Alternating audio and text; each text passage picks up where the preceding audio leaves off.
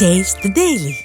அதிமுக ஆட்சியில் 3,05,000 கோடி ரூபாய் முதலீடுகள் ஈர்க்கப்பட்டு 10 லட்சம் பேருக்கு வேலை வாய்ப்பை உருவாக்கி கொடுத்தது அதிமுக அரசு என புரட்சித் தமிழர் எடப்பாடி கே பழனிசாமி பெருமிதம் தெரிவித்துள்ளார். மக்களை காப்போம் தமிழகத்தை மீட்போம் எழுச்சி பயணத்தின் 14வது நாளில் தஞ்சை மாவட்டம் பட்டுக்கோட்டை தபால் நிலையம் பகுதியில் பேசிய அவர் இதனை தெரிவித்தார். அம்மா இருக்கின்ற பொழுது தொழில் முதலீட்டார் மாநாட்டம் நடத்தினாங்க.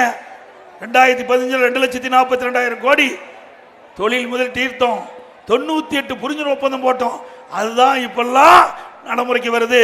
அம்மாவுடைய அரசு அம்மா வழியில செயல்பட்டு 2019 ஜனவரி மாதம் உலக முதலீட்டார் மாநாட்டை சென்னையில் நடத்தினேன். என் தலைமையில் 3,05,000 கோடி தொழில் முதலீட்டு ஈர்க்கப்பட்டு 304 புரிந்துணர்வு ஒப்பந்தம் போட்டோம்.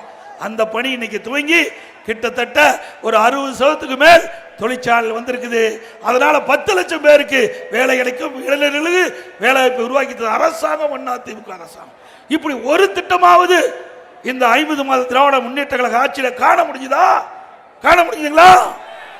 மாணவர்களுக்கு நல்ல படிப்பு, படித்து முடித்த பிறகு அந்த இளைஞருக்கு வேலை வாய்ப்பு, இப்படி மாணவர்களை கண்ணை இமையாப்பதை போல காத்த ஒரே அரசாங்கம் அதிமுக அரசாங்கம். எனக்கு வேண்டுமென்றே திட்டமிட்டு இன்றைய முதலமைச்சர் அந்த அமைச்சர் பெருமக்கள் வேண்டுமென்றே திட்டமிட்டு ஒரு தவறான தகவலை சொல்லிட்டு இருக்காங்க. அதிமுக ஆட்சியில் ஒண்ணுமே நடக்கல, எந்த திட்டம் வரலன்னு. நாங்கள் இந்த நேரத்தில் மக்களுக்கு சொல்லியாக வேண்டும். இன்னைக்கு ஒரு பொய்யை திருப்பி திருப்பி சொன்னா அது உண்மையாகிவிடும் என்று எண்ணுகிறார்கள். அப்படிப்பட்டவர்களுக்கு இந்த எந்தெந்த வகையில் அதிமுக சிறந்து விளங்கியது என்பதை எடுத்து இந்த கூட்டத்தின் வாயிலாக எடுத்து சொல்கிறேன். உள்ளாட்சி துறையில் இந்திய அளவில் தேசிய விருதுகள் 140 பெற்றுக்கிறோம். உள்ளாட்சி துறையில் மட்டும் 140 விருதுகள்,